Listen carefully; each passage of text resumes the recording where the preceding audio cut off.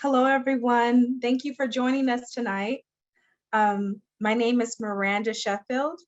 I will be the facilitator for tonight. I'm happy everyone was able to get on for this very important town hall that we have put together to talk about developing systems of care. Tonight, we will be having some really amazing panelists join us. And we will also be having the opportunity to hear directly from our very own DA, George Gascon, to talk about some of the issues and challenges that us and other community advocates and organizers have been faced with here. And we're hoping that this space, our intentions with this space is to be a space of information, to be a space where we can learn more about some of the things going on here in Pomona specifically, and then also being a space to talk about how we move forward to the transformative justice that we all hope to see in our communities. So again, thank you so much for being on this call with us this evening. I am now going to hand this over to Bianca and Frank, Dr. Bianca Haro, and also to Frank Guzman, who are going to lead us into a moment of silence. Thank you.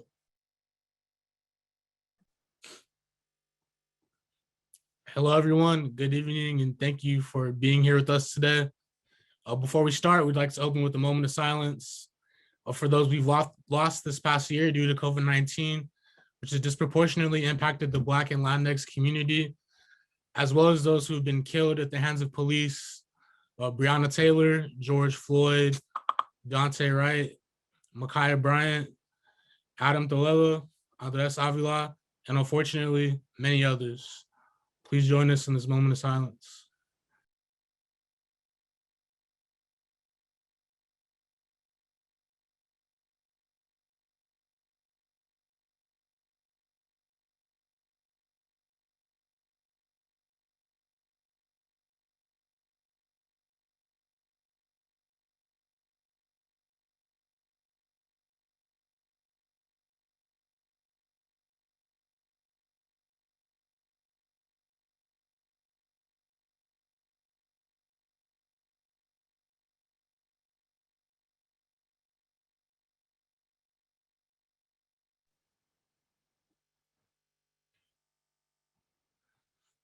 Thank you for taking that moment of silence with us, and thank you for joining us this evening. My name is Frank Guzman Jr. I'm a proud Pomona resident, and my family's lived in this city for generations. I'm a master's of public policy student at the Harvard Kennedy School of Government, concentrating on social and urban policy. And for the past year, I've been working with Dr. Otto and Gente Organizada to hold law enforcement accountable for their criminalization of Black and Brown youth in the city of Pomona through research, organizing, and advocacy efforts. I'm excited to continue the conversation with you all tonight. But first, here's my good friend, Dr. Otto. Hi, everyone. Before I introduce myself, I would like to also share that there is an interpreter available in both English and Spanish, so feel free to utilize that to your convenience. And so with that said, hi, again, it is really an honor to be here. My name is Bianca Aro. I am the daughter of immigrant parents from Guadalajara, Jalisco, and currently I'm a visiting assistant professor of sociology at Pitzer College. For over a decade now, my research has examined the factors that push Black and Latinx youth in particular out of school and the different state actors that criminalize young people's everyday behaviors. And this work has most recently extended to the Pomona community. And within this past year, I've collaborated with Gente Organizada and their advocacy efforts.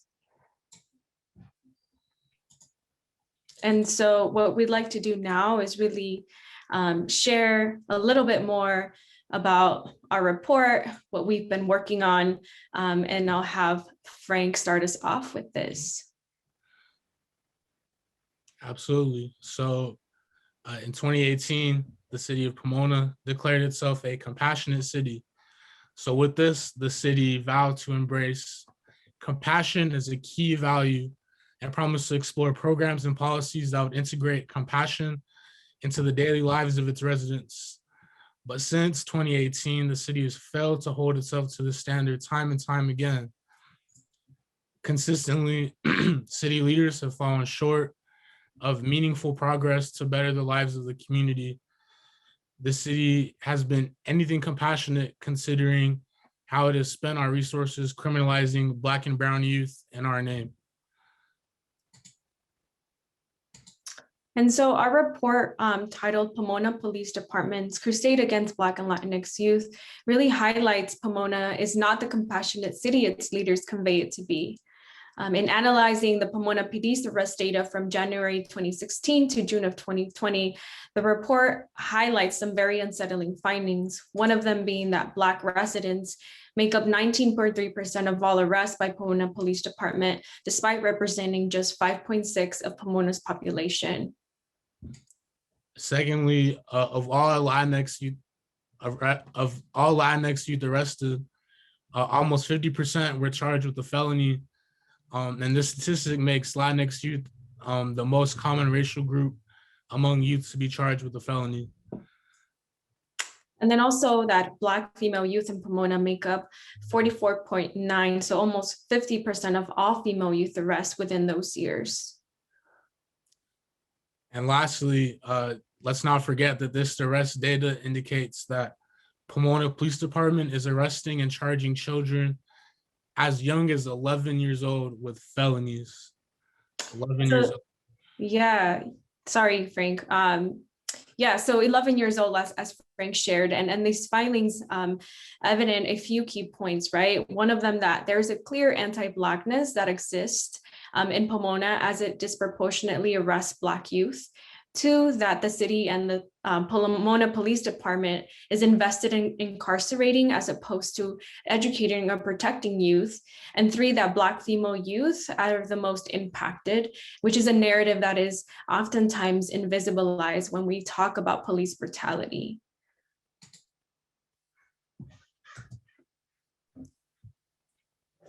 So if Pomona were truly a compassionate city, it would invest in youth diversion programs rather than youth incarceration. Instead, the city of Pomona has spent millions of dollars year after year for police officers to arrest Black and brown youth, doing nothing to divert youth from the prison industrial complex. It's inhumane to treat young people in this way, and this trauma has caused a cycle of generational harm that our community is still reeling from. And in conclusion, we want to really end with the fact that the community has been desensitized to years of over-policing Black and Latinx youth and to the systemic racism that is very much apparent in law enforcement. This over-policing does not protect youth. In fact, it does really quite the opposite. It further disenfranchises and labels young people as criminals to be disposed of. Over-policing takes away the opportunity of young people to be that children, and it disposes of them to a system that does not rehabilitate. So we invite you all to read through this report, to read through the findings, and just ask yourself and self-reflect. How am I contributing to this carceral logic? How am I contributing to the over-policing of Black and brown youth in the city of Pomona? You know, young people have agency, young people have insight, young people have the power to lead, and we just need to give them the opportunity to do so. We need to stop incarcerating them and invest in programs that divert them away from the criminal justice system. Just as a start, we must censor their voices and be willing to listen if we truly want Pomona to be the compassionate city that it claims to be.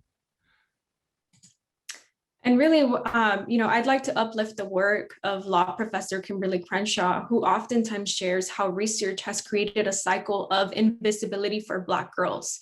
But today, I want to reframe that and highlight what a cycle of visibility for youth looks like on the ground with community members such as Gente Organizada and Just Us for Youth, who are already centering youth in their work and who are really developing, right, the theme of this town hall, systems of care in Pomona. And so what this looks like, right, I want to share that for one, youth are centered in the framing of the problem, which is what we are doing today. Second, that information about their circumstances is gathered. So we are here today to share that information, right? Which is step 3, actually. Knowledge of their marginalization and recognition, it's centered. And then the fourth being that there are then efforts are taken to address their problems.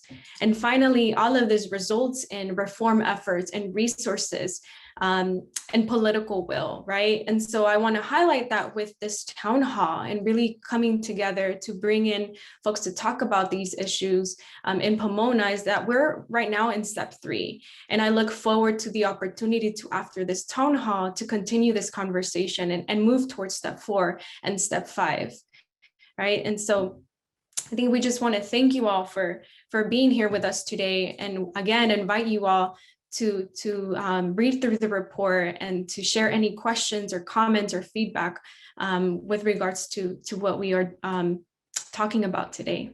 Thank you so much. Thank you all. Thank you, Dr. Haro, and thank you so much, Frank, for taking the time to give us an introduction into the report that was put together with a lot of attention and detail.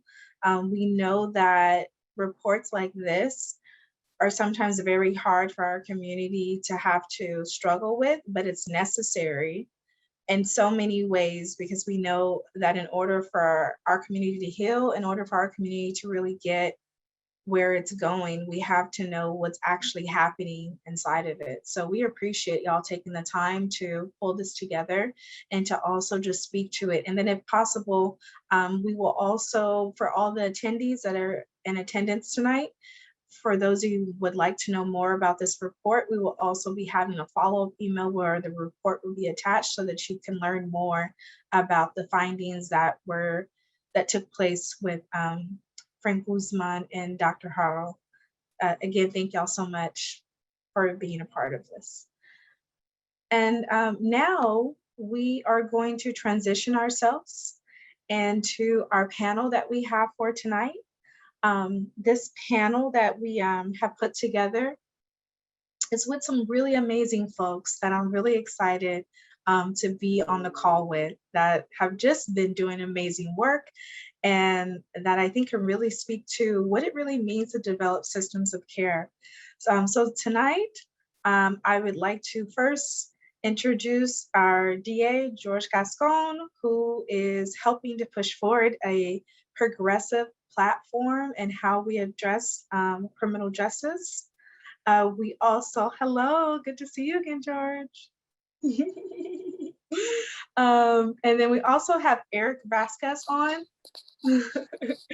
who is with Justice for Youth, who is doing really amazing work to help our youth and has literally been someone who has found a way to just really connect with the youth in a really powerful way, and really makes Pomona proud with the work that he does here in the city with tapping into the youth, particularly our foster youth who really need these pathways and outlines. So thank you so much for being on the call, Eric. He's the executive director at Justice for Youth. We also have wonderful Ms. Krishan Jackson, who is joining us from the LA County Public Defender's Office, who has been doing some really amazing work here in the city of Pomona, and that can really speak to, I think, a lot of these different challenges that we found throughout the report, but also has been very hands-on with understanding the culture of how things have been going on indirectly with policing. So we're so thankful to have you on this call tonight, Ms. Krishan, and looking forward to hearing what you have to share. And then we also have Ms. Lovely Amber Rose, not Amber, Amber Rose, who is the executive director at CURB, who is doing some really amazing work at CURB, which is an organization helping to reduce the need for prisons, eliminating prisons, and really centering the values of investing into human services and the work of redirecting funds. So we have a solid panel. So let's give it all up, a little virtual clap for our folks, because it's going to be a great discussion. I'm excited. And just as a very important part to raise, because we are in Pomona, P-Town. Both myself and Amber Rose are graduates of Pomona High School. Go Red Devils. I think that's the most important highlight that you'll hear tonight, is that what Pomona High produces. So I just had to do that just in case. we had some other folks on the call. So thank y'all so much for joining. Um, DA George Gascon, if you would like to open this up, if you have any welcoming words that you would like to share with us, please, share, and then we're going to hop in directly into our questions. Sure. Well, first of all, thank you so much, Miranda. Great to see you and Jesus. And I want to thank also the authors of the report, Dr. Haro, Frank Guzman, and the others that participated in this. And I want to thank my fellow panelists for being here today. The report really doesn't surprise me. I mean, this is what we see, unfortunately, around the country, and Pomona is no different. But it also, opens up some opportunities, right? You can't fix things that you don't understand. And I think the report is providing us that opportunity to be able to begin to address these issues. I mean, as you well know, I got elected on a, very straightforward platform of reform. And we've already started to address many of the issues that are impacting the numbers that you see here. But obviously, it's a broader conversation. It's a conversation that has to include local leaderships, local police departments, and all the other stakeholders. And obviously, Pomona has a lot of work to do, and I look forward to partnering with you all to do that work. Wonderful. Thank you so much for your words, George. And we're now going to move us into some really important questions that we have put together. And I just want to, this is for everyone right now. I'm going to give you about a minute or two to respond to these questions. I would like to ask each panelist, our first question is, if you given the opportunity to read through the report, I just wanted to get some initial feedback about what were some of the things that stood out to you? What is your initial response to it? And I would like to start us off with DA George Gascon, if you would like to respond to anything that you would like to highlight and how you responded to the report. Yeah, I mean, as I started to say earlier, I think the report, unfortunately, is predictable, right? But it illustrates the level of inequity and, the impact of systemic racism in communities of color, especially the African American community, and then the Latinx community. I think that there are some issues there that really immediately popped out. The impact on young Black girls, which we're seeing more and more around the country, how disproportionately they're being impacted, even as we're having reductions in incarcerations, and as a result of some of the reforms that are taking place around many parts of our country, and certainly in California, we still have seen actually that Black girls continue to be criminalized at disproportionate rates. And a lot of that has to do with, prostitution enforcement and some of the other, quality of life type enforcement efforts that take place around many communities. And we see that Pomona is definitely part of that. To that end, one of the things that I'm doing in our office is actually the process of beginning to decriminalize a lot of the behavior that has been criminalized. So we're pretty straightforward, committing to not prosecuting sex workers, which are often too the victims of human trafficking, as we all know, and beginning to create a process of actually providing care and identifying those needs. The other part of it, if we see that both young Black men and young Latinos are disproportionately being prosecuted and arrested and prosecuted. And again, this is the kind of stuff, that's what we move away from using gang enhancements and so many of the other prosecutorial practices that are along the way with policing practices have, sort of hyper incarcerated many people in our community. And we're increasing our diversionary process. So there are many things that are going on at the same time that I would hope that in a year or 2 years from now, when we look at sort of a status update on a report like this, that we'll begin to see a trend that starts going into the other direction. But there's no question that there needs to be a concerted effort across the community. We have to move away from sort of a carceral approach to community safety, and we need to take a public health approach to community safety. We started rolling out what we ended up our hardcore gang unit And now we've created what we call community violence reduction. We started 3 pilot sites in LA, city of LA, but the goal is to move around the county, and hopefully we can get to Pomona soon. And again, it's using a public health lens to begin to deal with sustainable community safety issues. And like I said, looking at it strictly through a more, less of a police and prosecution lens and more of a public health lens. Wonderful. Thank you for that response. I would like to open this up to our other panelists for some of your initial thoughts around what was presented and how you have been receiving the report. I can go on to Amber Rose. Sure. Thank you, Miranda. I'm so happy to be here. And thank you, George. You know, I think one of the things that lots of folks in the community work that I'm involved in across the state have been inspired and excited to see someone on kind of the other side of the fence, right, in the position of a district attorney who's like, yo, we've been doing this wrong. We've got to change our approach to public safety, and it is a public health issue. So really appreciate you reiterating that here. I think that, you know, one of my initial reactions to the report was just, it kind of brought me to tears because I have lived some of those statistics. Even just highlighted here in the presentation, realizing that 50% of the people, the females who are arrested, female youth who are arrested in the city of Pomona are Black girls, touched me very deeply. Many folks know, but some do not know. I am a formerly incarcerated individual, and I was incarcerated at the age of 18 years old while attending Pomona High School. So I've lived this statistic, right? I know what it feels like to be that Black girl living in this city where the approach is carceral. And I can think of the plethora of things that I could have used and needed that could have protected me from crises in the first place, right? And then thinking of the outcome of my situation, whereas I was arrested for something serious and violent and I was not sent to prison.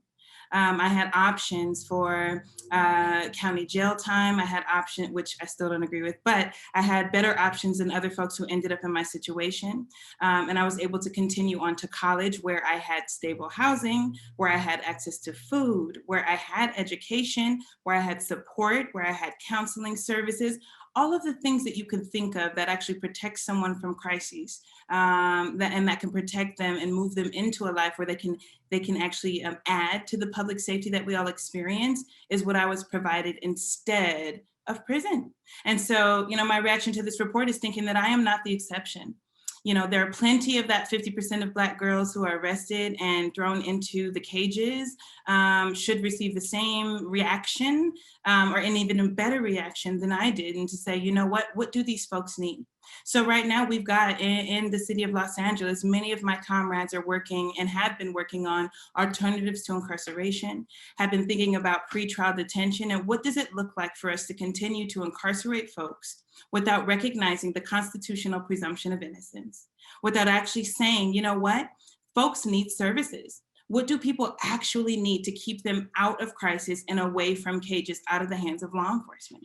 So I think that we have to start to actually uplift and fund lots of these projects and lots of these ideas that come from community that can answer these very harms that folks are experiencing. I think also it's important to, you know, not only looking forward, but we have to say, listen, again, I am much older than I was in high school. Now I'm not telling y'all my age, but you know, I was arrested a while ago and it kind of experienced that a while ago, but we have to say, listen, let's fix it forward. Absolutely. But what does it look like to fix it backward? What does it look like to say, you know what? Many of the girls who were arrested, you know, when Miranda and I graduated from high school are still in prison because they received all of the enhancements, like, you know, George Gascon was talking about that we don't want to use in LA anymore, like gang enhancements, right? Life without parole, the 3 strikes law, these very lengthy sentences that were strictly punitive. You know, folks receive those. So what does it look like for us to fix things forward? And then also look back to all of the youth that are now adults, right? That are well into their adulthood, who have already suffered. So what does it look like to think about how to make the changes that we're moving forward now retroactive? And so that was kind of the thought that I had in processing this report, was that, yes, I'm so happy we're moving forward, but what is our responsibility as a state, as a society, to look back at all the folks who have already suffered and are still suffering under the racist mistakes that we have made in our criminal legal system. Thank you, Emperor Rose. I will move us on to Ms. Krishan Jackson. If you can just give us a minute. I do have other questions I would like to ask folks. This report was predictable for me. I have been practicing in Pomona close to 25 years now. This is what we have known for years. We've seen the numbers, we've seen the cases, we've seen the sentencing that comes out of Pomona courts and other courts in the community, just not singling out Pomona court. I would like to thank George Gascon for having the vision to put forth these progressive new changes to kind of rectify the wrongs that have been happening in these communities. We've seen so many of these communities completely destroyed with overcharging, excessive sentencing. Some of the people that have come through these courts are some of the brightest people. I mean, my clients, I've talked to kids, adults, and many of them are just a product of what they know. And they make one little mistake and they have been basically tossed away. And it's unfortunate because these are some of the most gifted people. And through Mr. Gascon's new policies, we've been able to develop some diversionary programs that would give people the opportunity to divert away from the criminal justice system, where we can give them opportunities for education, job training, skills. I'll talk a little bit more about it later, but I'm so excited. Honestly, I can't even contain myself because we've never had a prosecutor that is as approachable, open to these new programs, and who acknowledges that there is a problem and is ready to do the hard work, even if it's against the popular voices out there, but who's out there saying, we are going to rectify the criminal justice system and take it into the future. Thank you, George. Thank you. I appreciate it. Thank you, Krishan. Those are really great words you shared. And then I'm going to just open it to Eric, if you would like to share any words about your initial thoughts around the report, and we'll move us to our next questions. And then just also for our panelists, we do have an interpreter on the call. So if you can remember to please speak slow as you're talking, that would be very helpful for our interpreter. Thank you. Eric, you can go ahead. Hey, good evening, everyone, and good evening to our panelists, District Attorney Gascon, everybody that's on the call, community members. It's a pleasure to be here. My initial response to the report is similar to everybody on the call. This is data that we've been aware of as an organization and kind of sparked the formation of our work early on. You know, this has been going on for a while, and we are very pleased to, and we've publicly gone on record more recently to really thank Gente Organizada for the report, because what it has done for folks like us, I like to say, who are in the trenches every day, right? It has woke a lot of folks up. It has caused us to create dialogue, to be informed and educated, to assist on the way that we strategically plan and engage youth of color in our community. I want to also, give a moment of silence at a later time. I want to just add names to the list, but we've had 9 youth and young adults, transitional age youth, lose their life just this year. So for us, the report spoke directly into some of those issues that exist, and it has caused us to be very strategic and intentional about how we're going to move forward with the continuance of care for some of our at promise youth that we serve and that we do life with. So I want to be short and allow us to move forward. So I got a lot more to say, but I know we'll be able to dialogue through the rest of this call. Thank you, Eric. Appreciate those words. I'm now going to move us into some questions that we have prepared for the panel. In this, some of these questions may be for everyone, or they may be specifically for some of the folks who are on the panel. This first one, actually, I'm going to start us off with both Eric and Amber Rose. And Eric, if you would like to start us off, the question is asking for this is indirectly saying, based on some of the things that we heard about the report and also just you being someone who is directly working with a lot of our youth here in the city of Pomona, we would love to know, how do you think our city as a whole, who are part of like all the different levels, our city council, those who are working in different capacities, how do you think our city should be responding? And then what power do you have to create systems of care in our city right now? Or what powers do you think we should be Sure. having to create systems? Yes. I think we should be responding with urgency. You know, we responded with a letter to the community that calls everyone in Pomona to enter into relationship with At Promise Youth. That's restorative justice at its heart. We need to respond with continuing to get to the table and have hard conversations and be willing to look at data and be willing to work collaboratively and innovatively to find new ways to address ancient issues. And we need to involve youngsters in the process. Youngsters are the future. They have the dopest ideas. They're the most innovative. They have a turn on it, you know, better than any of us. And I think what we need to do is we need to weave into all of our future planning and fiscal planning, you know, you name it, across the board. We need to weave young people into the process, and we need to do that with consideration of some of the findings. And some of the things that some others have mentioned on the call, like very practically create opportunities for youngsters in our city to be able to fulfill their promise, and to create true diversion, which is relationally based. So I want to be respectful of my panelists, but I'm passionate about that response. I do want to end by saying, you know, I think in addition to leaders, we have to find a way to activate the community at large.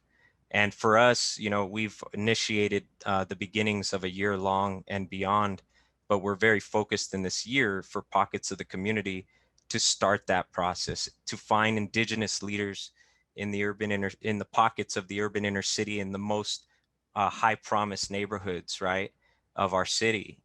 We need to activate those folks. We need to build relationships with those folks. We need to inform and educate those folks. And then we need to walk with them and mentor them and help them find a way, because nobody can make the change like they can. It starts with us, right? As community leaders, civic leaders, educational leaders, you name it, across the table. So thank you. Thank you for that, Eric.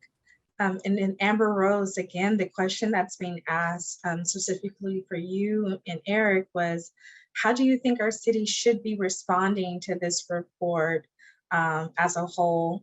And what do you feel are some of the ways of how we should be developing systems of care, specifically in the city of Pomona? And what do you think that should look like? Right on. Thank you so much, Miranda. I totally agree with Eric in the statement that he made around that we should be responding with urgency. There needs to be immediate action to protect our youth. It cannot wait, right? I also think that a response needs to center the voices of those most directly impacted by what we find in this report. So as we're talking about the youth who are impacted here, their voices need to be at the table when we're talking about solutions. I would have loved for someone to approach me at 17, 16, before I got to that crisis at 18, to ask me, what do you need? What are you experiencing right now? And what do you need? If someone would have asked me that before I got into that crisis, I could have avoided that, right? So really pulling in the youth and centering their voices and their experiences. And look, pay them. We can do participatory budgeting in the city of Pomona, just like we're trying to practice in other counties and cities across the state, where we imagine what a budget can look like that is supportive of folks like our youth who are the most impacted by these crises. And so I think that the participatory budgeting piece is super important, because listen, a budget is a statement of our values. And if we're trying to redirect ourselves from all the harms that we see in this report, we need to have them at the table to help us determine where we need our dollars. So part of that response that I think also has to come from, listen, divesting from all of the policing that we know is the initial touch for folks in the carceral system, and truly start to invest in youth programs, in youth services, and all of the things that youth need. And what I think we can do as CURB, we're a statewide coalition of over 80 organizations across the state, really fighting for these changes, is we can set up supportive systems where we are helping youth, where we're training youth. We can even come in and help, all of these systems that help govern these conversations to help folks realize what it looks like to actually have youth involved and centering the voices of those impacted to do this kind of participatory budgeting. So I can speak lots, but I'll leave it there. Miranda, do you mind if I add just a short comment to that? A short comment is Very definitely short. comment. Yeah, so some of the things that I would recommend specific reactions is to work collaboratively to build framework for this system of care and bring all the players to the table and build that together, right? Another one is to just continue to develop interventions and supports for at-promise populations and the folks who are represented in the data to improve access to vocational opportunities, vocational readiness and pathway, and then to improve access to mentoring. And I can go on, but those are just some beginning stages that we can work together to move towards.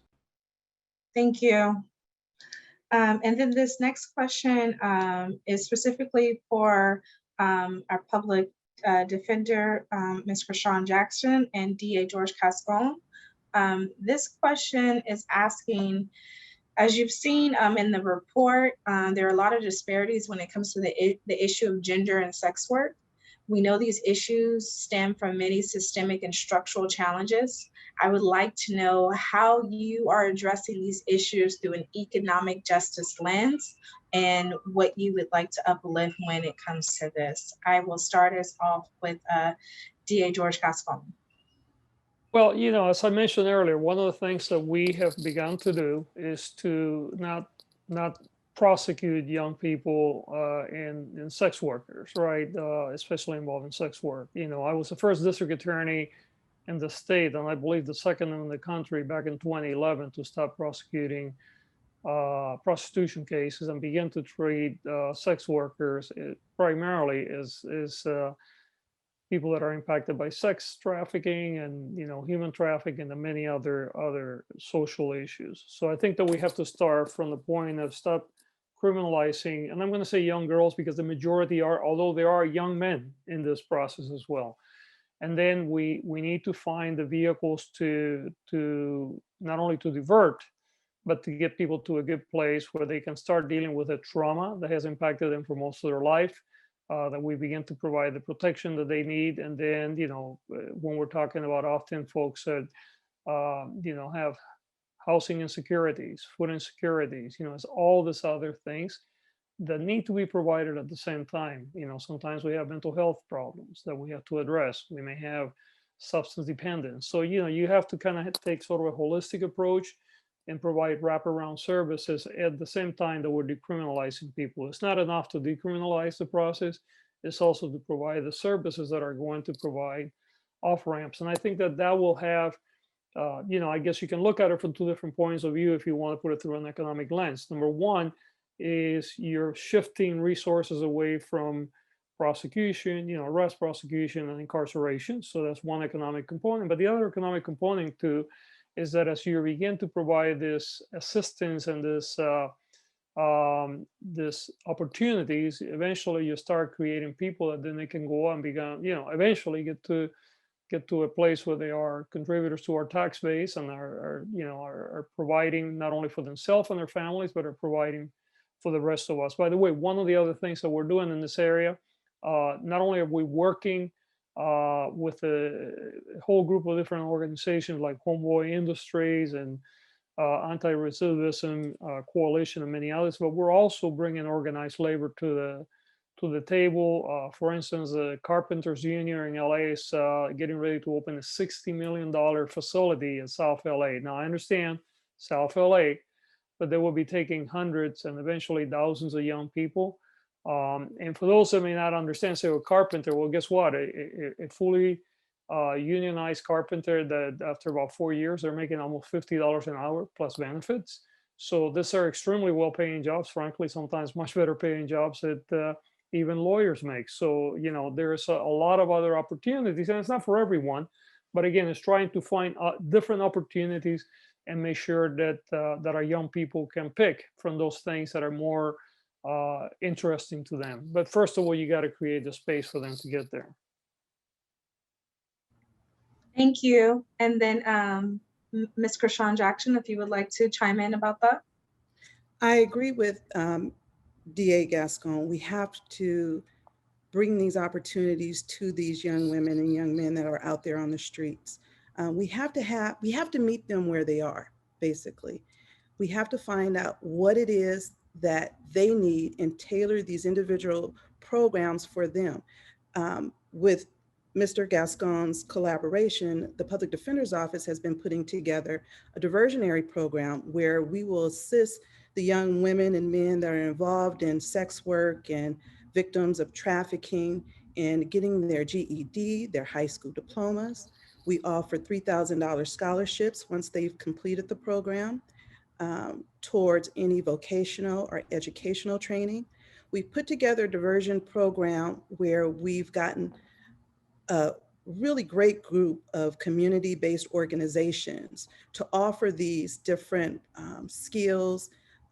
It takes more than just giving them a class or saying you need to do X, Y, and Z. A lot of these people need actual job and career skills. I've talked to thousands, probably over my 25 years, of young women that have been out there on the street, young men, and the majority of them say, I do it because I need money. I need a way to make a living. So we have to introduce skills that they can take and use once they're out of the system. We have to be able to clear their records so that convictions don't act as a hindrance to a job or to housing. With our programs, we've worked with Rising Scholars, which is at the local community colleges that will help formerly incarcerated persons through the educational system. They offer tutoring, they wraparound services, they'll develop an educational plan. They try to provide laptops, Wi-Fi connections so that they can complete and have the tools necessary to complete a year in school and go on to transfer to universities. We also have programs that will pay for them to take their GED, their high school diplomas. Kind of touching on what George says, we're in partnership with an electrical union training school that will take our clients, regardless of any convictions. They can have misdemeanor, felony convictions. No crime is excluded. They can train as journey persons, starting off at $20.53 an hour. After a 90-day period, they get full medical, dental, and a retirement plan. And let me tell you, because I looked at their program, because we thoroughly scrutinize these programs that we're trying to include in this diversion program.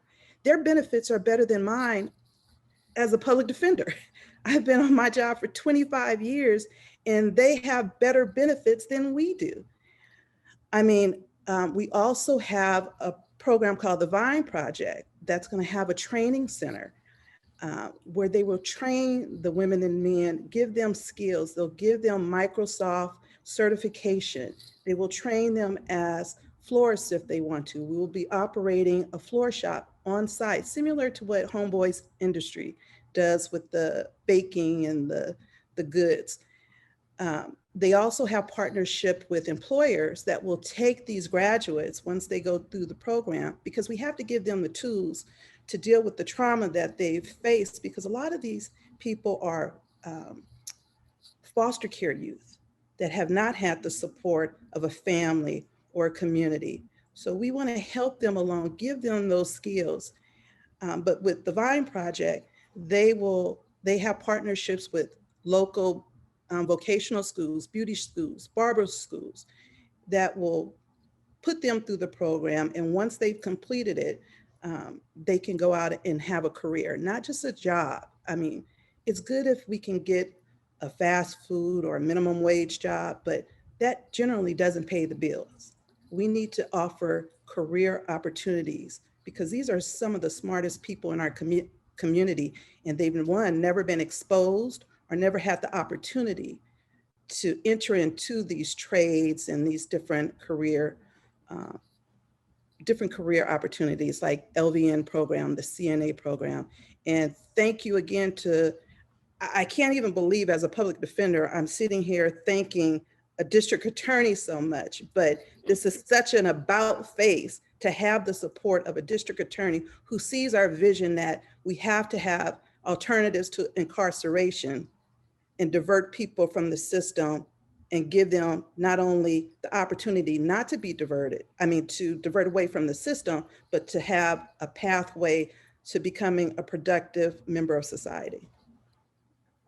Thank you, Kashawn. I appreciate that response. It's important to highlight some of these programs that we need in place, when we're wanting to, establish other systems of care that are not always about being punitive, that are not about, wanting to throw the book necessarily, because we know historically, just looking at things, it has not worked and it's not going to work. So we need these things. And DA George Gascon, if you would like to respond, please do.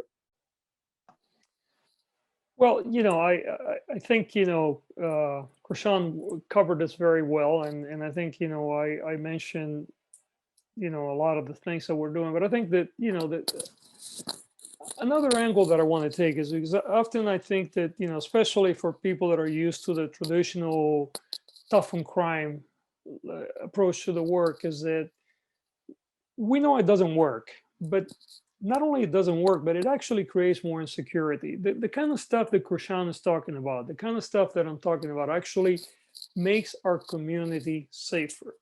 When we take a young person off the streets and we provide them an opportunity to get employment, to get a career, to get housing, that person is not going to be engaging in criminal activity.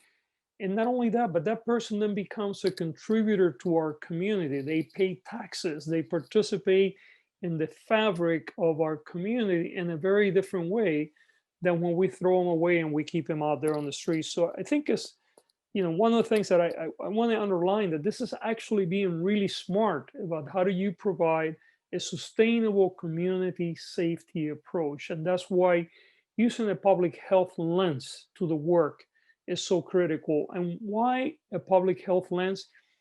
Because when you think about a public health approach to work, what is the first thing the researchers and medical personnel and doctors do when they're treating something? Yes, they're going to treat the symptoms, but they also want to understand what is causing the symptoms, and then they go and deal with the root causes of the symptoms. In the criminal justice system, we tend to deal with the symptoms and we forget what causes the symptoms, and that's why we continue to fail. That's why our recidivism rates are so high. That's why we have young people on the streets hurting one another and hurting others. We must begin by dealing with the root causes at the same time that we're providing interruption to whatever is happening at the moment. And until we do so, we're going to continue to have these conversations over and over again. I want to emphasize the report. I find it extremely valuable because while I think that all of us in this panel and this group understand that this is something we've known for years, this provides a blueprint to go back and work against it and be able to come back 6 months, a year, 2, 3 years down the line and see whether we're doing is reducing these numbers or bringing these numbers into a better place. So there's a lot of work to be done, but there's also this is a good moment in history for all of us and for our community, and we need to seize that opportunity. Thank you so much. I totally agree with that. This is the time to seize it. The iron is hot right now, right? I agree, absolutely. Now what we're going to do, I have one more question for our panel, and then what we're going to do from here is we're going to hear specifically for some community members in our city that are going to ask some direct questions themselves. I also would like to acknowledge Something that we did not do early on this call is to acknowledge what land we're on. We're currently on Tongva land, and it's very important to recognize that we're on stolen land. And I just want to make sure that throughout this call today that we uplift that. And I have one question I'm going to ask. I'm then going to invite those who were set aside to ask questions. And then I also want to acknowledge that some of y'all have been putting in some really amazing questions in the chat. I mean, these questions are really good, and I appreciate all these questions that are coming in. We are going to have time for Q&A for our panel, and I hope that we can get to as many as possible. So please bear with us. And I have my last question. This is specifically, I would like to address for Eric Vasquez and then also for Amber Rose. And if we have time, other panelists can feel free to chime in. One of the things that we found with this report, as it was being released and as it was being shared within our community and outside of it, is that a lot of the information that was being addressed was specifically uplifting the issues that were taking place for Black youth and for young Black women, right? And right now, as it stands, Pomona is predominantly Latinx community, a Latino community. And I wanted to ask, Eric, you can lead us in this, is that if we are currently addressing issues that mostly are being, you know, a disproportionate amount of our Black youth are experiencing higher proportions of either arrest or sentencing, and we live in a predominantly Latinx community, what are some of the ways that you think our community can embrace this, given that it's a predominantly Latinx community, and knowing that, you know, just because it's lifting up Black youth doesn't mean it's not an issue? How do you think that is some of the ways that our community can find this to be important to address? Well, I think, you know, everything comes back to the narrative or story. You know, we have to find a way as a community to find to bring us to a place of unity when it comes to the suffering of people in the urban inner city. We have to find ways to tell stories creatively to connect the hearts of our community members, particularly the Latino community, the Latinx community, to realize and to crush some of the stigmas and the racial boundaries that exist even in our own community, right? To create an understanding and a level playing ground and empathy and a true compassion for our community, to be able to work together and understand that this is maybe we're highlighting a particular people group, right? But this is truly a community issue. And if we live in the community, if we care about the community, then we're going to care about these things. And we already know, you know, the history of our city and the history globally, racially, with the Black and Brown community has been a challenge. It's not been easy. But I think, as many on the call have said, the time is now for all of us to seize these opportunities. It truly, in my opinion, has to take a grassroots effort. We have to go into the most high promise communities. We have to do it with a level of intentionality, a level of narrative, with evidence-based approaches. And then we have to be able to listen well, which is the heart of restorative justice, and find ways to reconcile these issues and have positive movement forward. And that can only happen collaboratively. And I want to be about that work. And I know we've committed as an organization to be about that work, and we'd be happy to collaborate with many folks on the call and in our community. Thank you so much, Eric, for that. Collaboration is definitely the word of today. I would like to add Amber Rose into this, and also just uplifting the question is, you know, this report is really centered on addressing Black and Brown youth, but what we found in the report, that there was a high percentage amount of folks who were particularly from our Black community, overly disproportionately represented in the report. And we realized that here in the city of Pomona, it's a predominantly Latinx Latino community, and we would love to find ways of how do we address that it's just as important, even when you see these demographics happening, to uplift that. One of the demands that was in this report was wanting to create specifically in a reparational way a fund through our city, a fund that would help support Black families and really looking at this through a more transformative justice lens. And I would love to hear your feedback around that, Amber Rose. Absolutely, and thanks for the question. You know, I think it's important really to just recognize the harm that happens to Black folks disproportionately as historical, right? And systemic. It exists because this country was built against the protection and support and care for Black lives. We have always been the most disproportionately impacted by societal harms, always. And so I think that, you know, there's a policy that CARE's working on. It's AB 256, authored by Assemblymember Ash Kalra, and it's called the Racial Justice Act. And, you know, we go on and on about how we need to address the racism that happens in our courts. And so I think of these Black youth that are experiencing all of this disproportionate harm, and recognize that, especially living in towns and cities where they are not the majority population, that also means that Black teachers are not the majority, right? Black educators, Black administrators are not the majority. So constantly Black youth are surrounded by folks who do not come from their demographic, who oftentimes do not understand or recognize the historical and systemic harm that Black children face.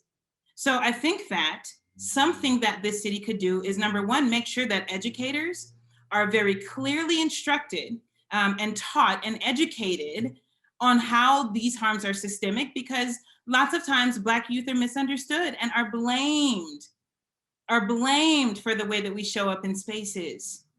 When we are already walking into a space where folks don't understand us, where we're historically looked at as criminal, or we're too loud or disruptive, and where none of the educators or administrators in these spaces have lived that experience, that harm that we experience is going to be exacerbated. That's why we are the most disproportionately kicked out of schools. We experience the most suspensions, right? All of these harms that we're thinking about happen because folks who are in charge of us in spaces outside of our homes have no idea what's going on. So I think that we could start by making sure that these systems of care that are set up publicly, that folks are mandated to learn and understand the historical and systemic harm that happened to Black people. I think also in response to the reparations, absolutely. We really truly have to talk about, again, not just building forward with what we're going to do in response to the harm that Black folks experience, but what do we do for the folks that have already experienced this harm and are continuing to live under it? Again, back to participatory budgeting. If you sat Black folks in a room when we're deciding about what budgets look like, instead of giving over 50% of our budgets to law enforcement agencies, if folks who were impacted by those law enforcement agencies got to sit in that room and decide, what should this budget look like? Should we have funding available to Black families for X, Y, and Z? Should we have funding available to Black youth in schools for X, Y, and Z? I think that we could come up with some of the solutions on how to address that systemic harm and that systemic racism that continues to keep Black folks the most disproportionately impacted by the issues that we're talking about today and that were highlighted in this report. You know, and so if we start there, then we can move a very, very long way. Thank you. Appreciate those responses. I think all of these responses that y'all have been given tonight are giving our attendees an opportunity to really think about this in a holistic manner, right? And how we begin to discuss systems of care with our community rather than just bringing something to our community. And something that I think, you know, what DA George Gascon has mentioned, which was like grabbing things through the roots and really being able to see that this is a issue that has been going on for a really long time. And then, you know, wanting to do something in collaboration based on the historical understanding of what has taken place in our community, which I think Eric has been mentioning throughout this call, is doing collaborative work together. I think collaborative work is extremely important. I think it's also very important for us to do it through historical lens of understanding how harm has happened and how it continues to happen. So now we have the opportunity to hear directly from some of our community members that we would like to bring in to share some of their questions that they have for the panelists. And I would like to invite Jim Zambrano, who is a local attorney in our community and also an active community member organizer who's a member of POST. Police Oversight Starts Today in Pomona, has a question that he would like to direct specifically to one of the panelists. Jim, if you would like to share your question, you are now welcome to share it.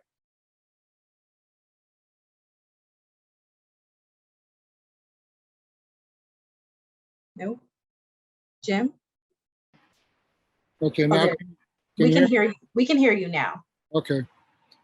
Well, thank you for the introduction, and I'm glad to be on this panel and glad to be part of the coalition working with Gente Organizada and POST.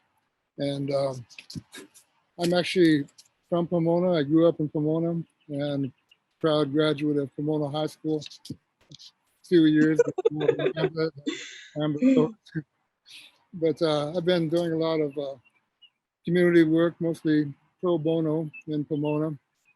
And one of the things we've done as far as the POST is asking for police accountability in the form of a police commission with oversight powers over the police departments. But the other thing that came out of this study is that we are asking the district attorney to possibly look into reopening a case which was a killing by the Pomona Police Department of Andres Avila in October of 2011. We, through a public records request, obtained the dash cam video of the Pomona Police Department, which clearly shows that he was killed when he was unarmed. He was in broad daylight. He was not giving any significant resistance. But what most stands out after reading the civil complaint, which was filed in federal court, was that the officers that shot him were the same officers that he had filed a complaint against a couple months before. And they actually beat him up and broke his back. And there was at a party and people had videotaped this. And when the officers filed their report, then the video came out and showed that the officers had mischaracterized or filed some false reports. So anyway, these officers were obviously after him. And so it appears to be a retaliatory execution. So we think that the facts jump out based upon what's happening now after the Derek Chauvin trial, after George Floyd. Police accountability is becoming in the forefront of the national discourse. And we think that this case calls out for a reopening from the criminal point of view. So that's one of the things that we're asking. Yeah. Yes, thank you, Jim, for that question. DA Gascon, if you would like to spend like a minute or so responding to that about this case that has been brought up, I think, several times about being reopened, if you're aware of this. Sure. So first of all, thank you, James. And, you know, as you well know, when I run for office, one of the things that I talked about was that we were going to take a look back at cases and we were going to create a special prosecutor. And we're in the process of doing that. So we now have a special prosecutor the board supervisor has funded. He has agreed to look at several cases that we mentioned. We also have a community group that is composed of victims of police violence, civil rights attorney, and other community members. And they are now looking back all the way to 2012. It's approximately 600 cases, by the way. So it's a lot of cases. And that is right now where they are starting. We want to make sure that the cases that had been looked at by the office before and are going to be reviewed, that we will have other people look at them. So from the look back to 2012 is being done by FACT, which is a group that I mentioned earlier, as well as the special prosecutor. As we work through those cases, we will begin also perhaps to open up and go a little further back But right now, the scope of the work by the community group is going all the way back to 2012. And what Mr. Middleton is doing, which he was a former federal prosecutor, he actually prosecuted the Rodney King officers on the federal trial and is a civil rights attorney. He's already very clearly focusing on 3 to 4 cases that we identified that are more recent cases. Now, moving forward, we're putting in more people into our JSIC, which is our Justice Integrity Division. We brought in a very experienced head deputy that used to handle public integrity work. So we're revamping that unit and beefing up the work there. But we have multiple components, and the look back is being done by people outside of our office, and that is by design because we want to make sure that we have a fresh set of eyes. Once we finish with the work all the way to 2012, or perhaps the community group may elect to take other cases a little further back, but I want to make sure that you understand the scope of the work is very daunting. It's about 600 cases that are looking back, and that goes just to 2012 at this moment. Thank you for that information. I know that a lot of the community has been wanting to know how to engage with that process, DA George Gascon, and I think it's helpful for them to be able to hear it tonight because, I know that was one of the big things that you mentioned while you were running, and it's good to hear that being shared with how folks can learn more about if they have any particular cases in their community, what they can access. Absolutely. Thank you. And then now I'm going to pass it over to Soon. Soon, if you could please ask your question directly to DA George Gascon. Well, I'm not sure who you have your question to actually. Who you are now able to. Hello, Soon. Thank you for joining us. You're welcome to ask your question. Hi, greetings everyone. Thank you all for being a part of this monumental time on discussing what community care looks like. My question is for Eric Vasquez, the representative from Justice for Youth. I did like all the things you had to say in support of this document and how it's important to share with the kids and the youth.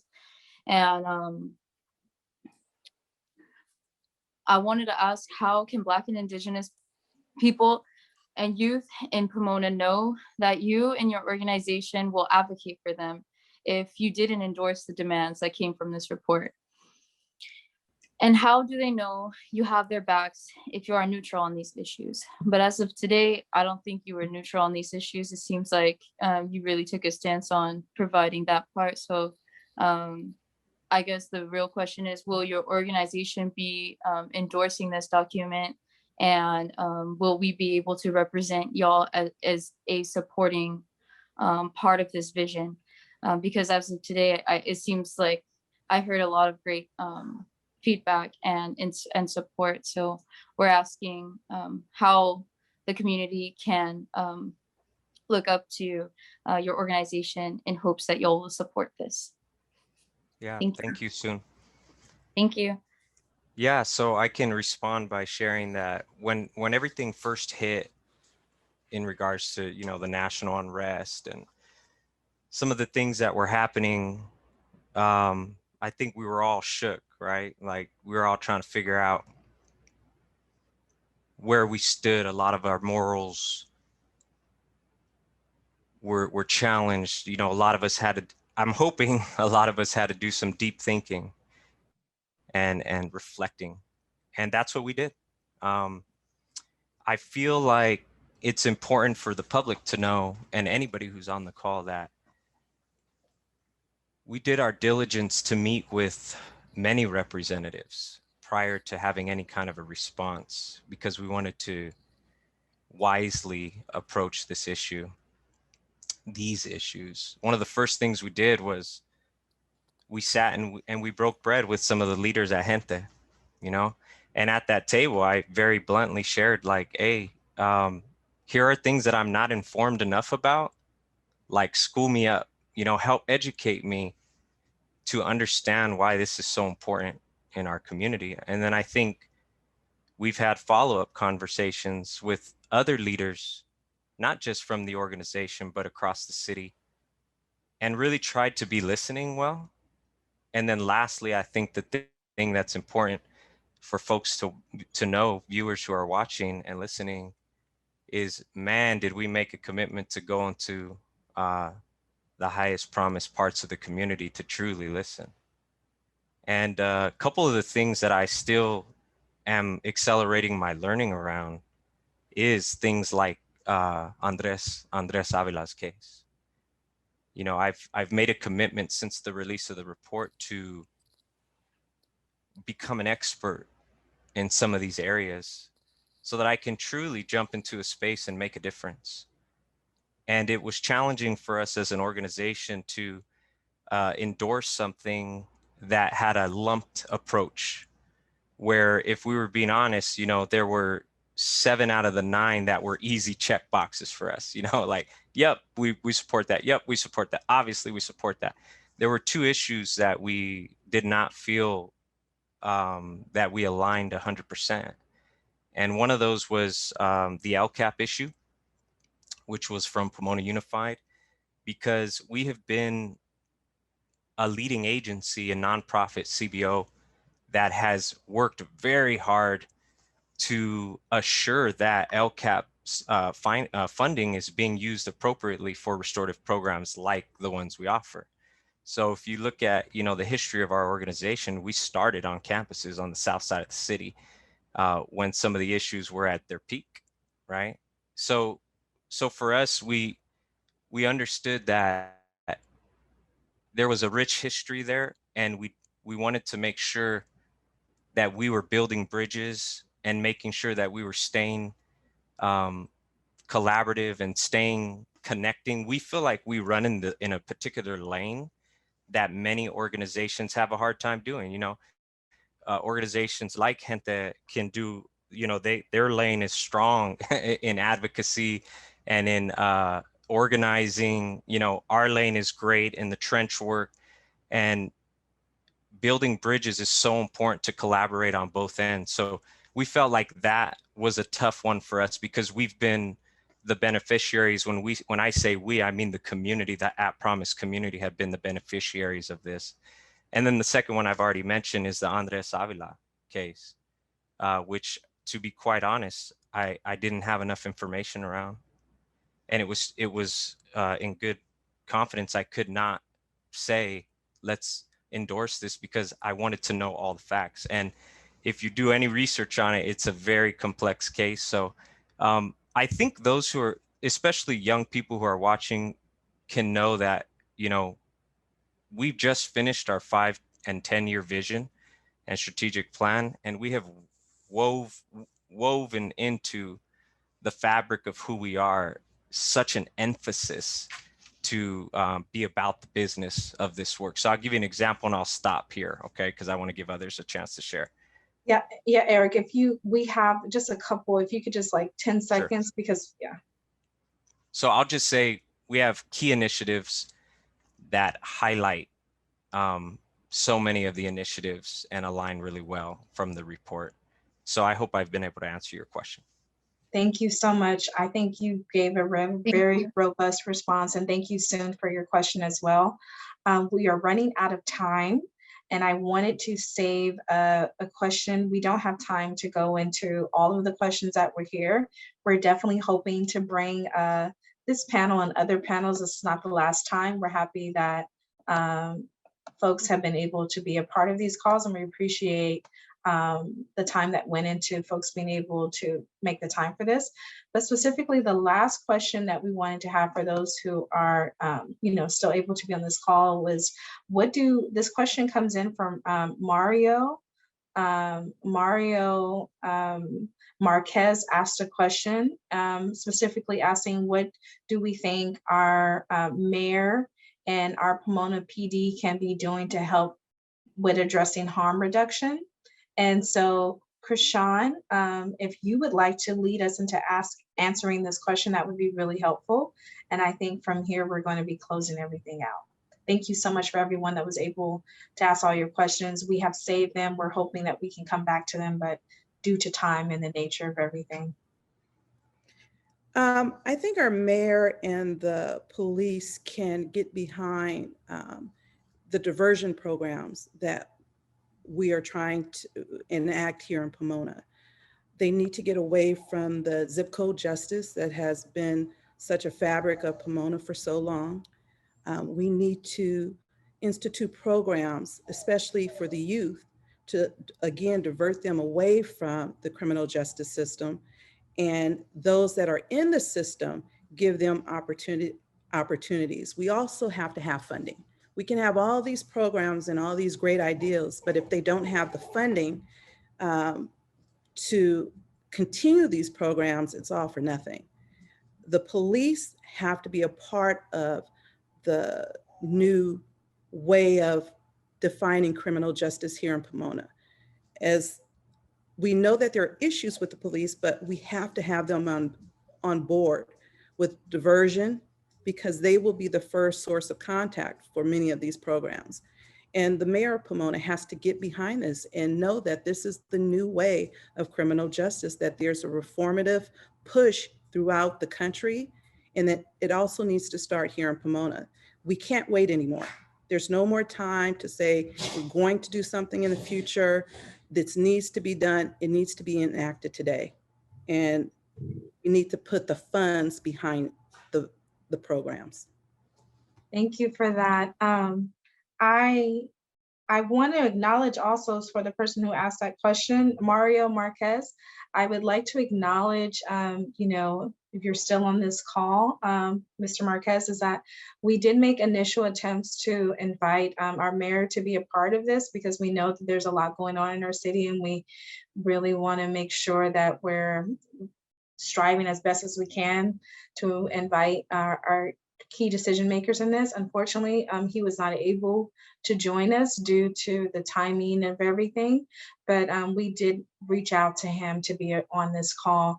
And so I want to, first of all, can we all just give each other a big round of applause? I think this went really good. I think this was an amazing call to be on. And I think that each of our panelists have been doing so much great work, and they're going to continue to do great work in our community.